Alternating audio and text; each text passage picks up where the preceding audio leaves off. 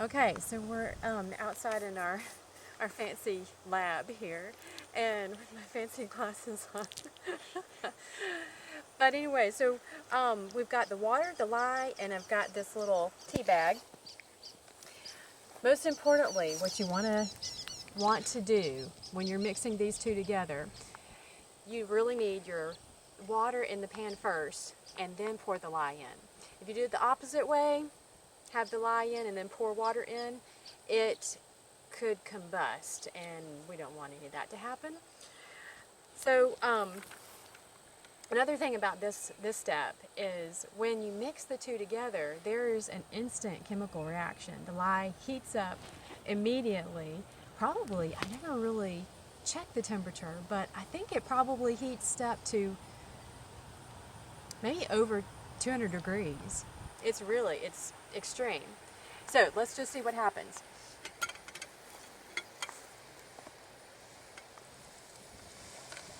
Pour it in all at once.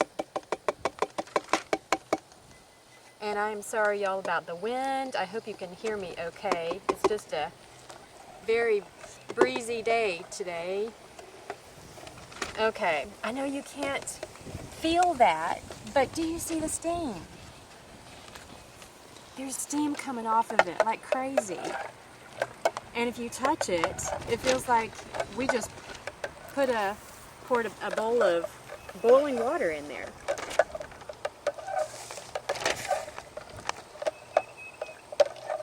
All right, so now I'm going to put my tea bag in. Whoops. I'm just going to stir it around in there and let it, oh look, it's already getting a lot of color in there. It's hard to imagine this is going to be a nice pretty orange, light orange when we get finished, but it'll be really, really nice. And because it's so hot, it really helps it to bring out the color even more.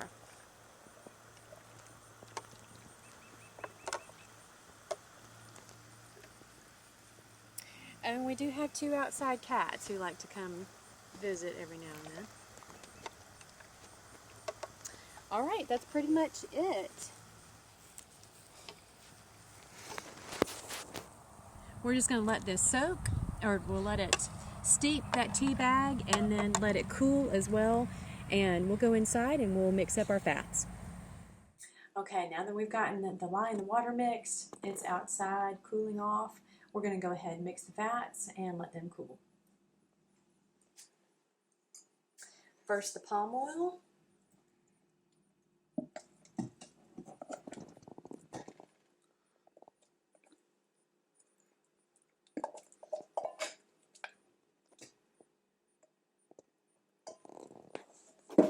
Then the coconut oil. These are harder fats. I like to heat them first before adding the olive oil.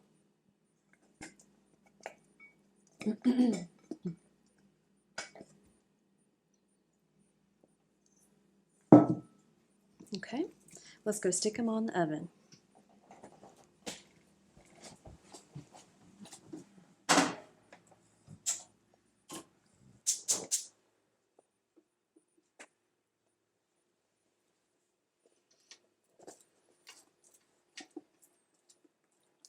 Take a few minutes to melt down these big chunks.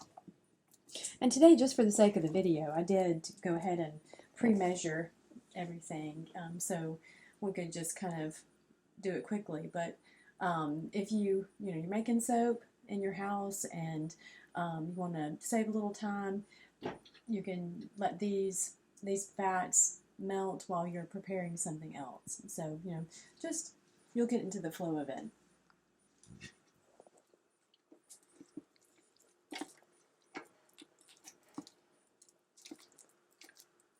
This whole process is called cold process. And I know we've got the fat on the heat right now, but the cold process, most of it is done off heat. So as soon as these melt, I'll take it off the heat and let it cool down. We don't want the temperature to be much higher than 100 degrees. And so, so after this melts, we'll take it off, we'll let it drop to about 100, the lye and the water, get it to about 100 before we mix them together. So, no, it makes it a little bit more stable. If it's not hot enough, the saponification process will slow down. So you want it to be about the same, about 100. Of course, like when you're boiling water, the hotter the water is, the faster the molecules are moving. So kind of the same thing in this saponification process. The hotter your lye water and the fats are, the quicker the saponification happens, the quicker they turn into soap. So, so that's I guess why we want it to be about the same temperature, about 100. As when we finish, when we mix everything together, we pour it into the mold. We're going to put it to bed, and that's basically just we're going to cover it with a piece of cardboard, put a blanket over the mold, because we don't want it to cool too quickly. If it does, there's a chance that the lye and the fat can separate, and all that hard work that you've done will just go down the drain. So we want it to cool quickly, or cool slowly.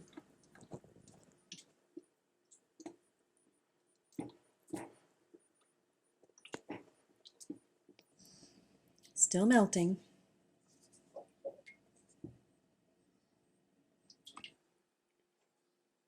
All right, so most of the lumps have melted. There's just a few small ones, which are okay. They'll melt pretty quickly from the residual heat. So let's go back over there and we'll mix in the olive oil.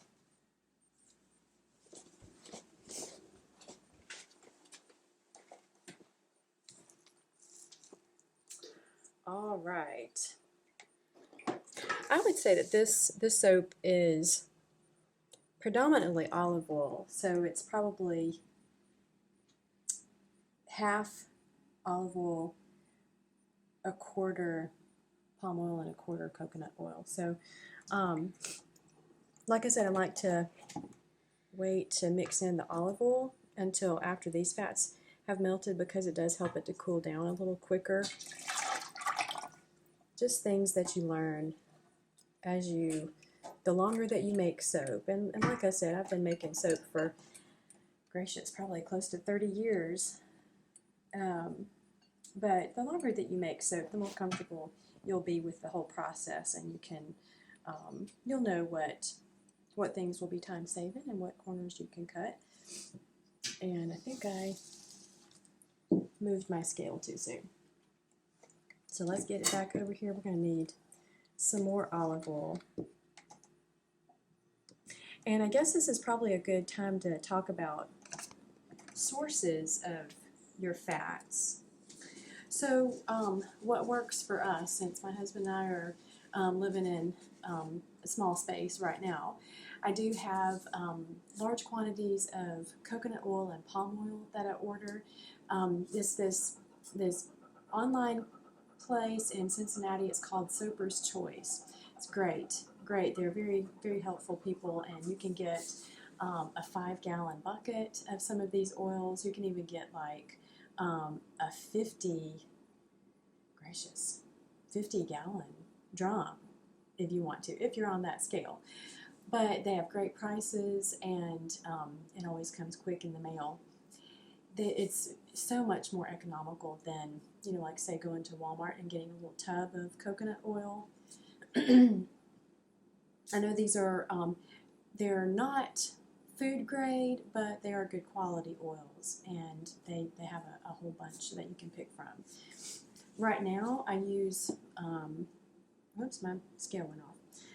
But right now I use olive oil that I get at Walmart, but you can source it wherever you like it. I have read that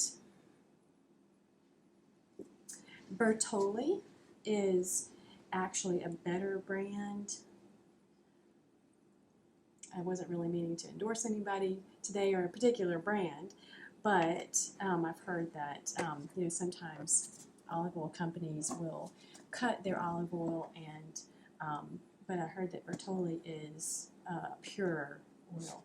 If this is the kind of oil, if you need to get it at the store. So, saying that, I'm going to pull out my Walmart oil and use it. But again, it's whatever you can use, whatever you can find.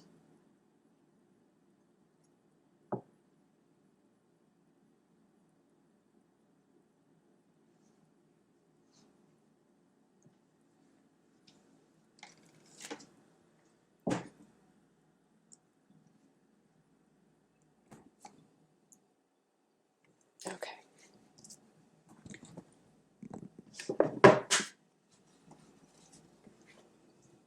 All right, let's put that on in there.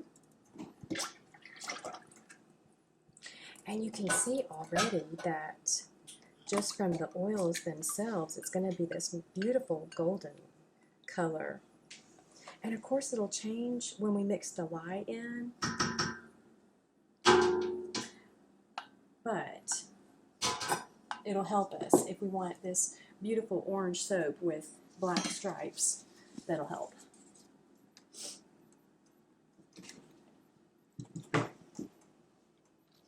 Okay, we're going to let that cool, but first I want to check the temperature of it and just see how we're doing.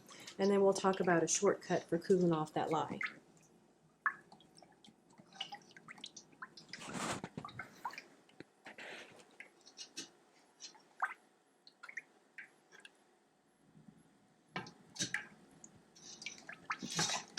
We'll just let it sit there for a second, and let's go get that lye and bring it inside.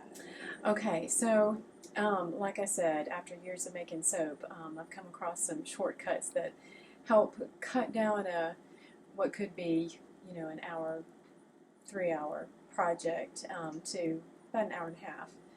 So you could do this two ways. You can mix up your lye water the night before and let it cool overnight and then make your soap in the morning, or go ahead and mix it up like we did today. And then I've just halfway filled a bowl with cold water, and I'm just going to sit it in there and let it cool off. Like I said, we want it to come to 100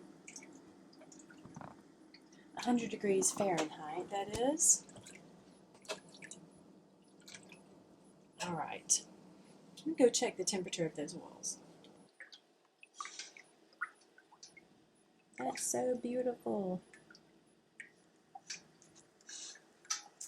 Okay, wow. This is actually a little under 100. Well, let's see. It doesn't cool off very quickly at all. So we'll just leave it here. Go check the temperature of the lye. And then if need be, you might have to stick it back on the stove and heat it up just briefly, but we'll see. Okay. This water in the bowl is already warming up some.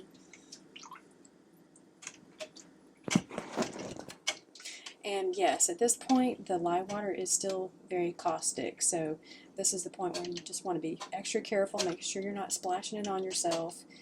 But if it does happen, that's okay.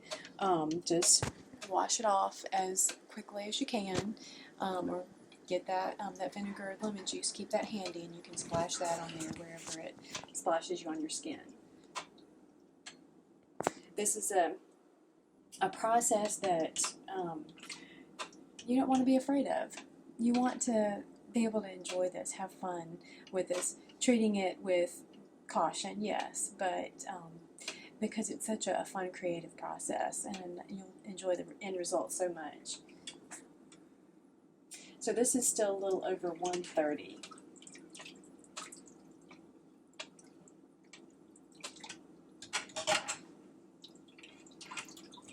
I'm going to put some more cold water in there.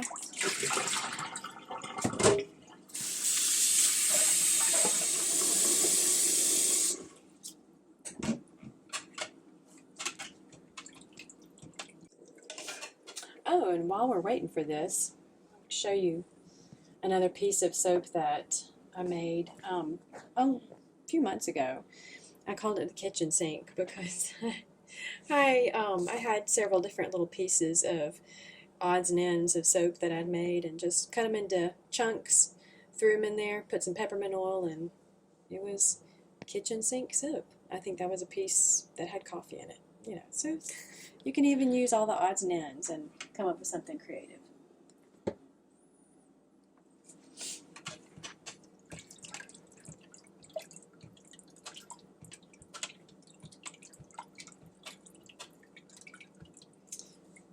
It's working. 120.